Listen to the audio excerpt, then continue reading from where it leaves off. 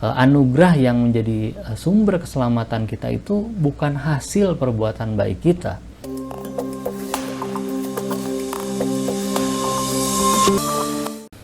Salam dalam kasih Tuhan Yesus Kristus.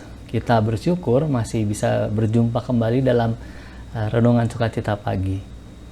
Hari ini 2 Timotius 1 ayat 9 akan membantu kita mengingatkan kasih Allah yang begitu besar dan apa yang harus kita perbuat sebagai respons. Renungan ini diberi judul Respons terhadap Predestinasi.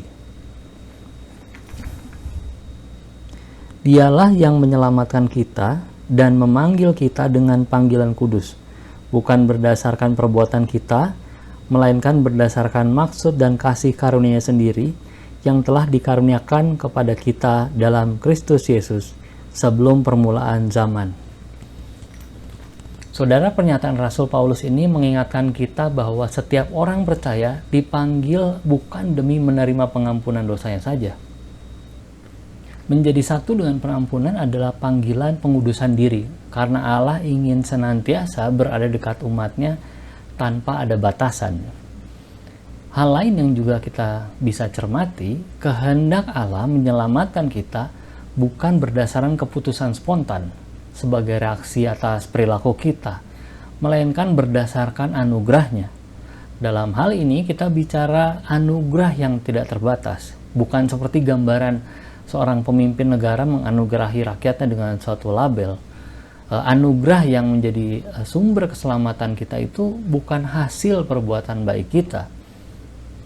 Kehendak penyelamatan Allah dalam Kristus sudah ada sebelum perbuatan baik dilakukan.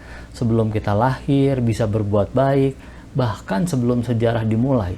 Sebelum ada batas waktu, sejak dalam kekekalan.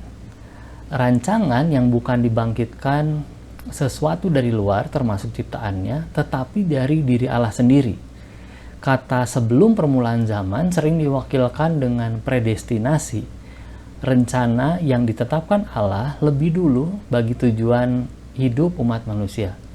Kata ini mewakili kesulitan manusia untuk menggambarkan atau membayangkan hal-hal yang terjadi dalam kekekalan. Sebab penggambaran yang kita lakukan umumnya dilandasi pengetahuan, sedang pengetahuan dibentuk oleh informasi. Saudara, kita bisa bayangkan tanpa informasi akan kekekalan, sulit bagi kita menyelami rancangan Allah itu.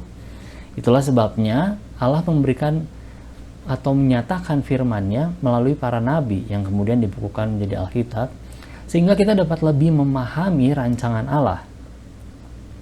Dalam konteks penjelasan Paulus kepada Timotius dalam Nasari ini, predestinasi menjadi rem bagi seseorang yang menilai dirinya cukup baik atau punya kelebihan dibanding orang lain.